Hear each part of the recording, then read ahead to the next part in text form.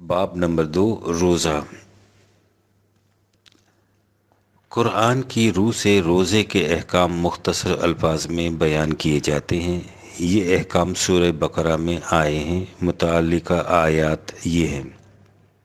Number 1، یا ایھا الذین آمنوا کتب علیکم الصیام کما کتب علی الذین من قبلکم لعلکم تتقون۔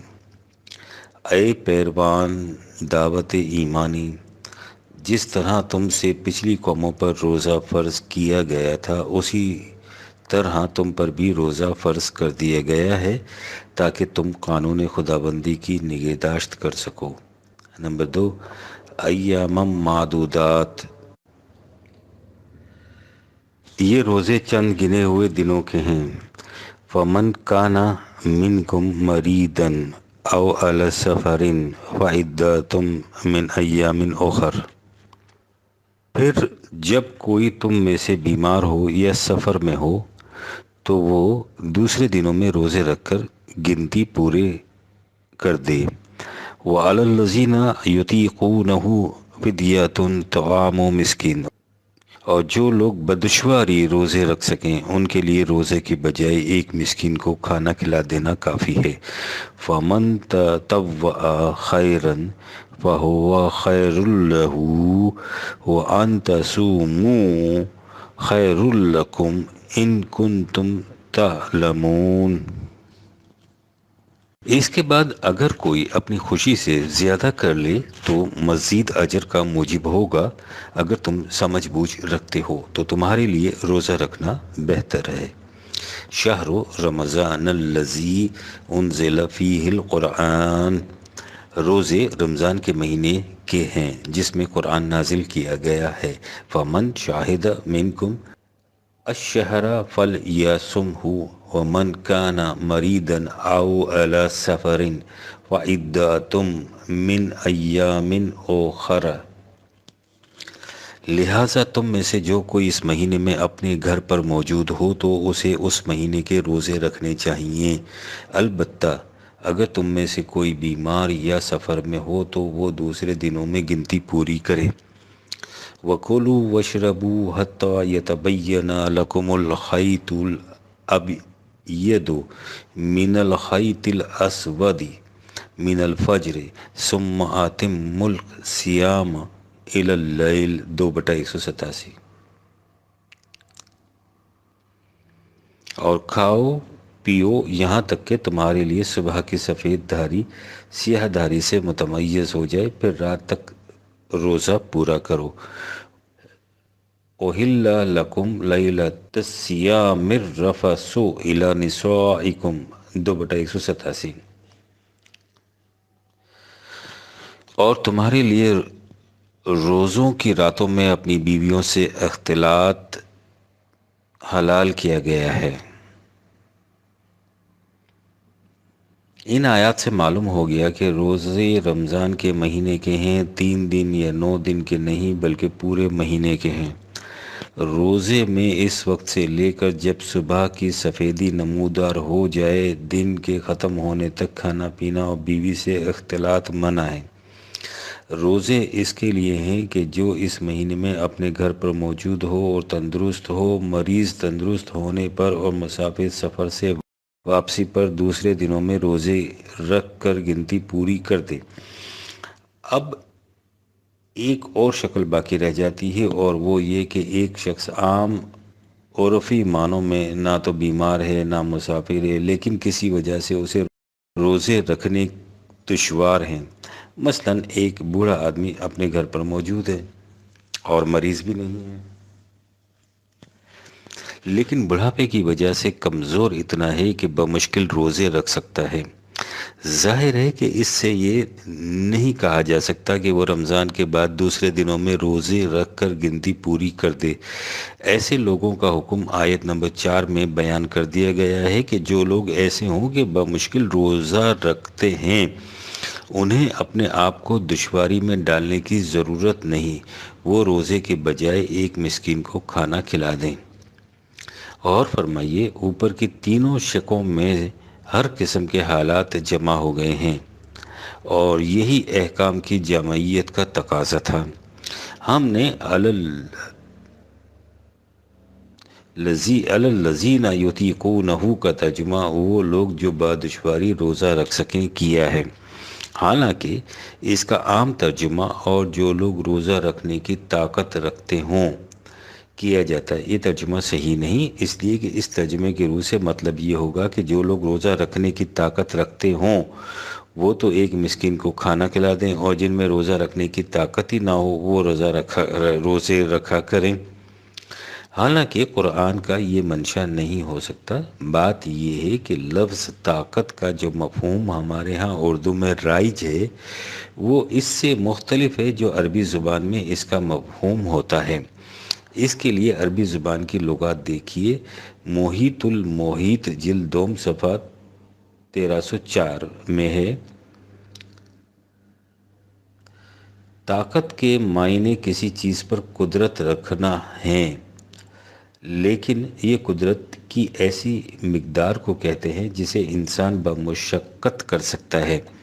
دراصل یہ لفظ اس طوق سے ماخوذ ہے جو کسی چیز کو اپنے گھیرے میں لے لیتا ہے۔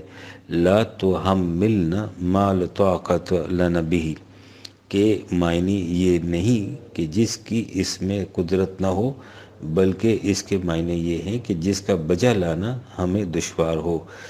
اسی طرح عربی کی مشہور لغت لسان العرب صفحہ 103 جلد 12 میں ہے، طاقت قدرت کی اس مقدار کا نام ہے جو کسی انسان کے لیے بامشقت کرنا ممکن ہو۔ مفتی محمد عبدہ اپنی تفسیر المنار صفحہ 155 جلد 2 میں فرماتے ہیں، اتوقاتن دراصل مکنت اور قدرت کے بالکل ادنا درجے کا نام ہے۔ چنانچہ عرب اتوقع شیء صرف اس وقت کہتے ہیں جب اس کی قدرت نہایت ہی ضعیف ہو، یعنی بدشواری اسے برداشت کر سکتا ہو۔ چنانچہ یطیقونہ سے مراد بوڑھے، ضعیف اور اپاہج لوگ ہیں جن کے آزار کے دور ہو جانے کی کوئی توقع نہیں کی جا سکتی، اور وہ لوگ ہیں جو انہی کی طرح معذور ہیں، یعنی ایسے کام کاج کرنے والے لوگ جن کی معاش خدا نے پرمشقت کاموں میں رکھ دی ہے۔ اسی بنا پر امام راغب نے لکھا ہے کہ طاقت قدرت کی اس مقدار کا نام ہے جس کا کرنا انسان کے لیے بمشقت ممکن ہو۔ اس کی تائید تفسیر کشاف سے بھی ہوتی ہے جس میں لکھا ہے کہ طاقتن کے مفہوم میں وہ کام آتے ہیں جنہیں بتکلف یا بامشقت کیا جا سکے، اور وَعَلَى الَّذِينَ يُطِيقُونَهُ سے مراد بوڑھے مرد اور بوڑھی عورتیں ہیں جن کے لیے روزہ نہ رکھ کر فدیہ دینے کا حکم ہے۔ چنانچہ اسی بنا پر یہ آیت ثابت ہے، منسوخ نہیں ہے۔ تفسیر کشاف صفحہ 255 جلد 1۔ تفسیر روح المعانی میں ہے، عربی زبان میں الوسع کا لفظ اس قدرت کا نام ہے جو سہولت کے ساتھ ہو، اور طاقتن کا لفظ اس قدرت کا نام ہے جو شدت اور مشقت کے ساتھ ہو۔ لہٰذا آیا زیر نظر کے معنی یہ ہوں گے، اور ان لوگوں پر جو شدت اور مشقت کے ساتھ روزہ رکھ سکتے ہیں ایک مسکین کو کھانا کھلا دینا ہے۔ روح المعانی صفحہ 59 جلد 2۔ تصریحات بالا سے آپ نے دیکھ لیا کہ عربی زبان میں لفظ طاقتن کا مفہوم کیا ہے، اور اسی بنا پر وَعَلَى الَّذِينَ يُطِيقُونَهُ کا ترجمہ اور جو لوگ روزہ رکھنے کی طاقت رکھتے ہوں صحیح نہیں ہو سکتا۔ اس کا صحیح ترجمہ یہ ہے کہ جو لوگ بدشواری روزہ رکھ سکیں۔ جیسا کہ آپ جانتے ہیں کہ قرآن کا اسلوب یہ ہے کہ وہ ایک اصول بیان کر دیتا ہے اور اسے امت کے اجتماعی نظام پر چھوڑ دیتا ہے کہ وہ اس کی جزیات خود متعین کر لے۔ چنانچہ علی الذین یطیقونہ میں بھی یہی اسلوب اجتماعی اختیار کیا گیا ہے۔ یہاں ایک اصول بیان کر دیا گیا ہے اور اس کی تفصیلات خود بیان نہیں کی کہ وہ لوگ کون ہیں جو بمشقت روزہ رکھ سکتے ہیں، اس کی تفصیل پہلے بھی متعین کی جا چکی ہے اور اس پر اب بھی غور کیا جا سکتا ہے۔ چنانچہ علامہ قرطبی کی کتاب جامع احکام القرآن صفحہ 368 369 جلد 2 میں ہے: تمام علماء کا اس پر اتفاق ہے کہ بوڑھے مرد اور بوڑھی عورتیں جو روزہ رکھنے کی طاقت ہی نہیں رکھتے یا شدید مشقت کے ساتھ طاقت رکھتے ہیں، ان کے لیے روزہ نہ رکھنا جائز ہے، مگر اس میں اختلاف ہے کہ ایسے لوگوں کے ذمے کیا ہے۔ چنانچہ امام ربی اور امام مالک نے کہا ہے کہ ان کے ذمے کچھ بھی نہیں ہے۔ البتہ امام مالک نے کہا کہ اگر یہ لوگ روزانہ ایک مسکین کو کھانا کھلا دیں تو میرے نزدیک یہ پسندیدہ ہے، اور حضرت انس رضی اللہ عنہ، ابن عباس رضی اللہ عنہ، قیس بن السائب رضی اللہ عنہ اور ابو ہریرہ رضی اللہ عنہ نے فرمایا ہے کہ ان لوگوں کے ذمے فدیہ ہے، قضا نہیں ہے۔ مفتی سید محمد عبدہ نے اور بھی اضافہ فرمایا ہے، چنانچہ وہ فرماتے ہیں کہ الذین یطیقونہ سے مراد بوڑھے، ضعیف اور اپاہج لوگ ہیں جن کے آزار کے دور ہو جانے کی امید نہیں ہوتی۔ ایسے ہی وہ لوگ ان کے زمرے میں شمار ہوں گے جو مزدور پیشہ ہوں، جن کی معاش خدا نے پر مشقت کاموں میں رکھ دی ہے، مثلاً کانوں میں کوئلہ نکالنے والے، اور وہ مجرم جن سے قید خانوں میں مشقت کے کام لیے جاتے ہیں اور جن پر روزہ رکھنا گرا ہو۔ تیسری قسم کے وہ لوگ ہیں جن پر کسی ایسی وجہ سے جن کے دور ہو جانے کی کوئی امید نہ ہو روزہ رکھنا گراں گزرتا ہو، جیسے بڑھاپا اور پیدائشی کمزوری اور ہمیشہ محنت کے کاموں میں مشغولیت اور پرانی بیماری جس کے اچھا ہونے کی امید نہ ہو۔ ایسے ہی وہ شخص جس کی مشقت کا سبب پیدا ہوتا رہتا ہے، جیسے حاملہ عورت اور دودھ پلانے والی عورت، ان سب لوگوں کے لیے جائز ہے کہ وہ روزہ کی بجائے ایک مسکین کو کھانا کھلا دیں، اتنا کھانا جو ایک اوسط درجے کی خوراک کے آدمی کا پیٹ بھر سکے۔ تفصیل المنار صفحہ 155 157 جلد 2۔ ان تفاصیل سے حسب ذیل فہرست مرتب ہوتی ہے: بوڑھا مرد اور بوڑھی عورت، حاملہ عورتیں، دودھ پلانے والی عورتیں، اپاہج اور معذور لوگ، پرانی بیماریوں والے جن کے اچھا ہونے کی امید نہ رہے اور وہ ان کی وجہ سے روزہ بمشقت رکھ سکیں، ایسے کمزور لوگ جو خلقی اور پیدائشی کنسٹیٹیوشنلی طور پر کمزور پیدا ہوئے ہوں، وہ مزدور پیشہ لوگ جن کی معاش ہمیشہ پر مشقت کاموں میں ہوتی ہے، مثلاً کاموں میں کام کرنے والے اور کارخانوں میں کام کرنے والے یا رکشہ چلانے والے، وہ مجرم جن سے جیل میں مشقت کے کام لیے جاتے ہوں۔ یہ فہرست جامع اور مانع نہیں، بحالت موجودہ اپنے اپنے حالات کے مطابق اس میں اضافہ ہو سکتا ہے۔ اصول یہی ہے کہ جو شخص بمشقت روزہ رکھ سکے وہ روزہ نہ رکھے۔ یہ ہیں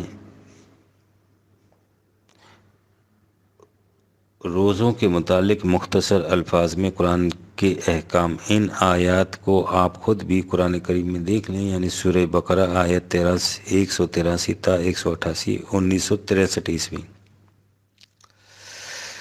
تراویح۔ لکھنؤ بھارت سے ایک صاحب لکھتے ہیں، احناف کہتے ہیں کہ رمضان میں روزانہ 20 تراویح سنت موقدہ ہیں، اور اہل حدیث اور شیعہ اس کے قائل نہیں۔ اہل حدیث کے نزدیک تراویح اور تہجد ایک ہیں اور ان کی تعداد 8 رکعت ہیں، وہ 20 تراویح کو بدعت کہتے ہیں۔ اس مسئلے پر احناف اور اہل حدیث میں لڑائیاں بھی ہوئی ہیں اور ہوتی ہیں۔ آپ کی تحقیق تراویح کے بارے میں کیا ہے؟ احناف اس امر کا اعتراف کرتے ہیں کہ حضرت عمر رضی اللہ عنہ سے قبل تراویح کا دستور ہی نہ تھا، لیکن اس کے باوجود تراویح کے تارک کو گناہگار بتاتے ہیں۔ اس کی اصلیت کیا ہے؟ طلوع اسلام۔ تراویح کا ذکر قرآن کریم میں نہیں آیا۔ ان کی ابتدا رسول اللہ کے زمانے سے ہوئی تھی یا حضرت عمر رضی اللہ عنہ کے زمانے سے، یہ تاریخ کا سوال ہے، اور اس باب میں اہل تشیع اور اہل سنن کا اختلاف ہے اور ان کی بحثیں سب کو معلوم ہے۔ پھر یہ سوال کہ آیا ان کی رکعتوں کی تعداد 8 ہے یا 20، خود اہل تسنن کے ہاں اختلاف ہے اور ان کی بحثیں بھی کسی سے پوشیدہ نہیں۔ طلوع اسلام ان بحثوں میں نہیں الجھا کرتا۔ جن امور کا ذکر قرآن میں نہیں، ان کے متعلق اس کا مسلک واضح ہے۔ اسلام قرآنی حدود کے اندر ضبط خیش کی زندگی کا نام ہے۔ اس کے لیے ضروری ہے کہ مسلمان کو معلوم ہو کہ قرآنی حدود کیا ہیں، اور اس کے ساتھ ہی وہ ضبط نفس کا خوگر ہو۔ رمضان کا مہینہ ان ہر دو امور کے پیدا اور مستحکم کرنے کا ایک خصوصی ذریعہ ہے۔ دور حاضر کی اصطلاح میں اسے ٹریننگ کیمپ یا ریفریشر کورس کہیے۔ روزہ انسان کو ضبط خیش سے مجاہدانہ زندگی کا خوگر بناتا ہے، اور اس کے اس مہینے کا تعین جس میں نزول قرآن کی ابتدا ہوئی تھی، اس حقیقت کو سامنے لاتا ہے کہ اس ٹریننگ کے کورس میں اس کا خاص انتظام ہونا چاہیے کہ مجاہدین کے سامنے پورا قرآن آ جائے، تاکہ وہ اچھی طرح سمجھ لیں کہ دنیا میں تلوار اور قرآن کا رشتہ کیا ہے، اور یہ کس طرح ایک دوسرے کے محافظ بنتے ہیں۔ معلوم ہوتا ہے کہ دور اول کے اسلامی نظام نے قرآن کو بیک وقت ذہنوں میں مستحضر کرنے کے لیے یہ طریقہ تجویز کیا تھا، جسے اب محض حصول ثواب کے لیے ادا کیا جاتا ہے۔ اس لیے کہ جس طرح سے اب تراویح میں قرآن دہرایا جاتا ہے، اسے نہ سنانے والا حافظ سمجھتا ہے کہ میں کیا پڑھ رہا ہوں، اور نہ سننے والے مقتدی سمجھتے ہیں کہ ہم کیا سن رہے ہیں۔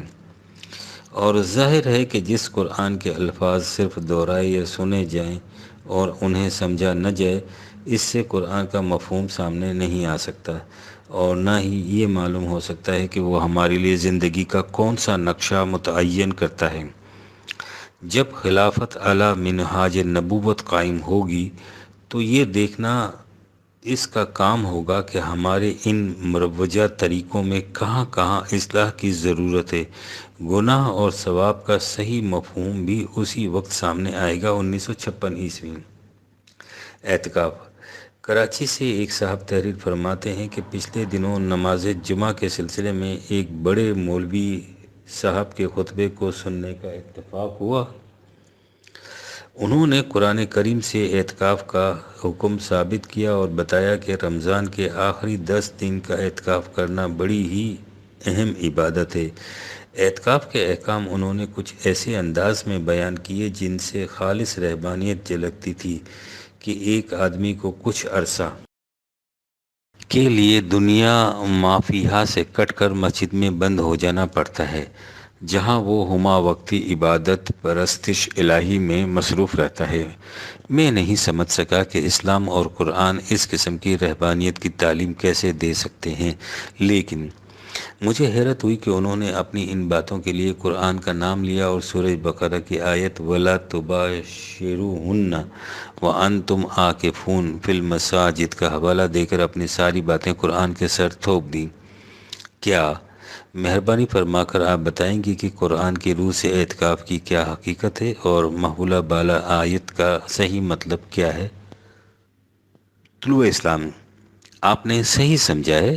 اس قسم کا اعتکاف جو ہمارے ہاں رائج ہے، جس میں اعتکاف کرنے والا کسی مسجد کی ایک کونے میں چادر تان کر 10 روز کے لیے آ کر پڑھ رہتا ہے اور دن رات قرآن کے الفاظ دہرانے یا سونے کے علاوہ اسے اور کوئی کام نہیں رہتا، وہ قطعاً غیر قرآنی ہے اور اسلام کی روح کے منافی ہے۔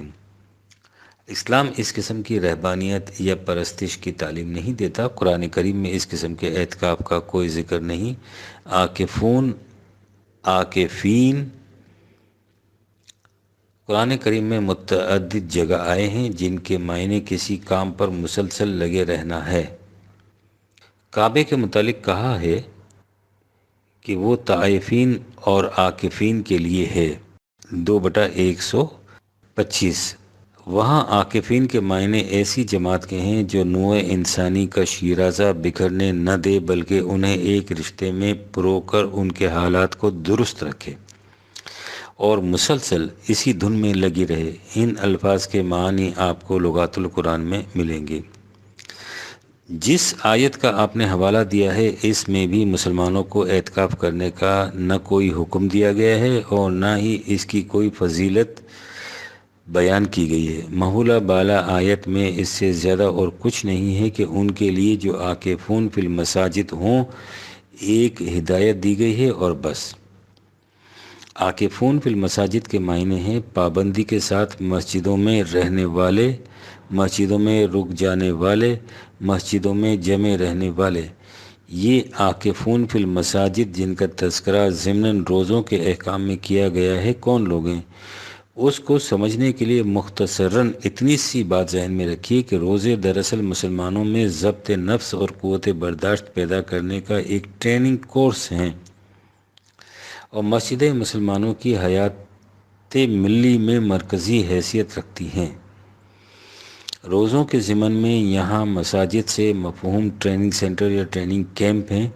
اس کے بعد یہ سمجھیے کہ اس سالانہ ٹریننگ کورس میں کچھ لوگ لازماً ایسے بھی ہو سکتے ہیں جن کو رات اور دن میں بھی کچھ ضروری امور کی تکمیل کے لیے ٹریننگ سینٹر یا ٹریننگ کیمپ میں روک لیا جائے، جیسا کہ پچھلی آیات میں وضاحت کے ساتھ بتایا گیا ہے۔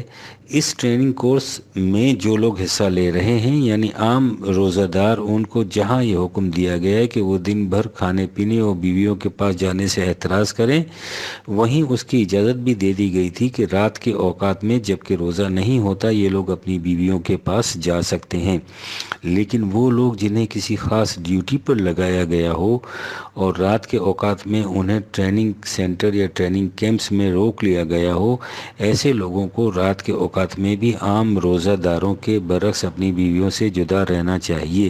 اس کے لیے نہ 10 دن کی قید ہے اور نہ رمضان کے آخری دنوں کی، اس کا مدار نظام پر ہے کہ وہ آدمی کو رات کے اوقات میں کتنے روز یا کتنے وقت کے لیے ٹریننگ سینٹر یا کیمپ میں روکتا ہے۔ بہرحال جب تک یہ لوگ ٹریننگ سینٹر یا کیمپ میں رہیں گے انہیں اتنے عرصے کے لیے جنسی تمتع سے محترز رہنا ہوگا۔ یہ ہے قرآن کریم کی اس آیت کا مطلب اور محل، مگر چونکہ ہماری نگاہوں سے نظام اوجھل ہو چکا ہے اور تمام چیزیں رسمی پرستش کے طور پر کی جا رہی ہیں، اس لیے اعتکاف بھی ایک رسمی پرستش کے طور پر ہمارے ہاں باقی رہ گیا ہے۔ 1956 عیسوی۔ لیلۃ القدر۔ زندہ قوموں کے سامنے کیا کیا مسائل ہیں جن کے حل کرنے کے لیے وہ دن رات مصروف سعی و عمل رہتی ہیں، اور مسلمانوں کے سامنے کون سے مسائل ہیں جن کے حل کی تلاش میں وہ مضطرب بے قرار رہتے ہیں، اور ان کا حل ان کے پیشوایان دین بکمال عنایت عطا فرماتے ہیں۔ اس کا اندازہ ذیل کی 2 مثالوں سے لگائیے۔ ذیل کا استفسار اور اس کا جواب۔ صدق لکھنؤ کی 15 جولائی کی اشاعت میں شائع ہوا ہے۔ شب قدر کیا چیز ہے؟ اس کو تلاش کرنے سے کیا مراد ہے؟ اس کی کیا کیفیت ہوتی ہے اور یہ کس طرح دکھائی دیتی ہے؟ اس کو کس طرح تلاش کیا جائے؟ یہ سوالات ہیں جو ذہن میں پیدا ہوتے رہتے ہیں۔ کوئی کہتا ہے ایک روشنی ہوتی ہے جو بحالت عبادت اور ریاضت دکھائی دیتی ہے، اور کوئی کچھ کہتا ہے جتنے وائز اتنی ہی تعویلیں ہیں۔ ان سے ذہنی خلجان رفع ہونے کی بجائے بڑھ جاتا ہے۔ سورہ انا انزلنا کی تفسیر مولانا محمود الحسن صاحب کے اور مولانا شبیر احمد عثمانی رحم اللہ علیہما کے حواشی حوالے قرآن میں دیکھنے سے معلوم ہوا کہ ایک خاص کیفیت یہ ہوتی ہے کہ عبادت و ذکر میں کافی رغبت اور دلچسپی سی حاصل ہوتی ہے۔ تفسیر بیان القرآن میں اس صورت کے معنی و تفسیر کو دیکھنے سے بھی کوئی گرہ کشائی نہ ہوئی ہے۔ بخاری کی احادیث نبی کریم صلی اللہ علیہ وسلم سے یہ معلوم ہوا کہ اس شب میں یعنی رمضان کے آخری عشرے کی طاق راتوں میں شب قدر دکھائی دیتی ہے۔ کیا چیز ہے جو ان راتوں میں دکھائی دیتی ہے؟ امید ہے کہ حضور عالی اس کی عقدہ کشائی فرمائیں گے تاکہ ایک مدت کی یہ الجھن رفع ہو۔ امید ہے کہ رہنمائی فرما کر عزت افزائی فرمائیں گے۔ نیاز مند صدق۔ شب قدر کا تعلق عالم بالا سے ہے۔ اس کی پوری تفصیلات حدیث میں وارد ہوئی نہیں، اور جتنی بھی ہیں ان میں کام کی چیز ہمارے آپ کے لیے بس اتنی ہے کہ ان شبوں میں کرنا کیا چاہیے۔ یہ سال کی ایک بزرگ اور معزز ترین شب ہے، جیسے ہفتے کا بزرگ دن جمعہ اور سال کا بزرگ مہینہ رمضان ہوتا ہے۔ حدیث میں اس کا پتہ رمضان کے آخری عشرے کی تاریخوں میں بتایا گیا ہے، جو 21، 23، 25، 27، 29 5 راتیں ہوتی ہیں۔ اکثر علماء کا رجحان شب 27 کی طرف ہے۔ مبہم رکھ دینے سے ایک کھلی ہوئی مصلحت شریعت کی یہ معلوم ہوئی کہ 5 راتیں بلکہ عادت پڑ جانے پر پوری 10 راتیں عبادت، ذکر الہی اور اصلاح نفس کی کوششوں میں بسر ہوں۔ یقیناً اس رات میں کچھ خصوصی انوار اور تجلیات کا ظہور ہوتا ہوگا، اور بعض اہل دل کو کچھ مادی آنکھوں سے بھی نظر آتا ہوگا۔ باقی اصل شے یہی ہے کہ اس شب میں بیداری روح و تزکیہ نفس کی زیادہ سے زیادہ تیاریاں کی جائیں، اور دعا و ابتہال کا کوئی موقع ضائع نہ ہونے دیا جائے۔ طلوع اسلام قرآن نے صرف اتنا کہا ہے کہ لیلۃ القدر وہ رات ہے جس میں نزول قرآن کی ابتدا ہوئی، اور نزول قرآن کی ابتدا رمضان کے مہینے میں ہوئی تھی۔ چونکہ نزول قرآن سے دنیا کو نئی اقدار ملی تھی، اس لیے وہ رات جس میں اس کے نزول کا آغاز ہوا یقیناً لیلۃ القدر تھی۔ اس سے زیادہ قرآن اس رات کے متعلق کچھ نہیں کہتا۔ 1955 عیسوی۔ عید الفطر۔ متعدد مقامات سے استفسارات موصول ہوئے ہیں کہ عید الفطر کس تقریب کی یاد میں منائی جاتی ہے اور اس تہوار کی غایت کیا ہے؟ جواباً عرض ہے کہ رمضان المبارک اور اس کے خاتمے پر عید الفطر در حقیقت نزول قرآن کی سالگرہ منانے کا مقدس جشن ہے۔ دنیا میں عام طور پر جشن و مسرت کے تہوار موسموں کی تبدیلی یا کسی انسان کی یادگار قائم کرنے یا کسی تاریخی واقعہ کو محفوظ رکھنے کے لیے ہوتے ہیں، لیکن اسلام یہ کہتا ہے کہ موسموں کا تغیر خدا کے قانون کے مطابق ہوتا ہے۔ انسانوں کی یادگاریں مٹ سکتی ہیں اور دنیاوی واقعات بھی بھلائے جا سکتے ہیں، لیکن خدا کا وہ پیغام جو قرآن کریم کے اندر محفوظ کر کے رکھ دیا گیا ہے کبھی مٹ نہیں سکتا۔ اس کی حفاظت کی ذمہ داری اس نے لی ہے جو زندہ ہے اور مر نہیں سکتا، ایسا قائم ہے کہ اسے فنا و زوال نہیں۔ یہ جشن عید اس خدائے حی و قیوم کی زندہ و پائندہ کتاب کے نزول کی یادگار ہے۔ اس جشن کو منانے کے لیے مہینہ بھر سے تیاریاں کی گئیں، وہ تیاریاں بھی در حقیقت اسی جشن کا ایک جزو تھیں۔ اسلام قوانین خداوندی کی اطاعت کا نام ہے، زبردستی اطاعت نہیں بلکہ دل کی پوری رغبت سے اطاعت۔ یہ انہی قوانین کی اطاعت ہے کہ ایک عبد مومن حرام اور ناجائز شے کو چھو نہیں سکتا، اس کے ہاتھوں کسی شخص کے مال، جان، عزت و آبرو کو ناحق کوئی نقصان نہیں پہنچ سکتا۔ اسی جذبہ اطاعت کی تقویت کے لیے حکم دیا گیا کہ اس کے حکم کے ماتحت کچھ وقت کے لیے حلال اور طیب چیزوں کو بھی چھوڑ دیا جائے تاکہ حرام اور ناجائز کی طرف کبھی نگاہ بھی نہ اٹھنے پائے۔ انہیں دن بھر بھوک اور پیاس کی شدت برداشت کرنے کا خوگر بنایا گیا تاکہ یہ جہاد زندگی کے سخت مرحلوں سے ہنستے کھیلتے گزر جانے کی عادی ہو جائیں۔ گویا ایک سالانہ ٹریننگ کیمپ تھا جس میں زندگی میں تازہ ولولے پیدا کرنے کے سامان فراہم کیے جا رہے تھے۔ ایک یادداشت تازہ کرنے والا ریفریشر کورس تھا جس میں خدا اور بندے کے براہ راست تعلقات کی یاد تازہ کی گئی تھی۔ اپنا محاسبہ اسٹاک ٹیکنگ تھا جس میں سال بھر کے اعمال اور نتائج کی جانچ پڑتال کر کے جائزہ لینا تھا کہ ہم ایک سال میں کس حد تک آگے بڑھے ہیں، جب پورے ایک ماہ کی محنت اور اطاعت کے بعد دلوں میں تزکیہ، نگاہوں میں بصیرت، ذہن میں جلا اور روح میں بالغی پیدا ہو گئی تو انہیں یکجا جمع ہونے کا حکم دیا گیا تاکہ وہ سر جوڑ کر بیٹھیں اور سوچیں کہ انہیں اس زندگی کے حاصل کرنے اور قائم رکھنے کے لیے کیا کچھ کرنا ہے، جو جماعت مومنین کی خصوصیت ہے اور جس کے وعدے قرآن کریم کے ایک ایک صفحے پر سچے موتیوں کی طرح ابھرے ہوئے نظر آتے ہیں۔ اس سوچ بچار کے بعد اپنے لیے ایک پروگرام تیار کر لیں جس کا اعلان ان کا منتخب امام اپنے خطبے میں کرے۔ اس کے بعد ان کے نمائندے اس طے شدہ پروگرام کو لے کر ملت اسلامیہ کے مرکز محسوس یعنی بیت اللہ شریف کی طرف روانہ ہو جائیں، جہاں ان مختلف مقامی پروگراموں کی روشنی میں تمام ملت کے لیے مشترکہ نظام تجویز کیا جائے۔ یہ ہے اس جشن مسرت کے مختلف اجزاء اور یہ ہے ان اجزاء کی اجمالی تفصیل۔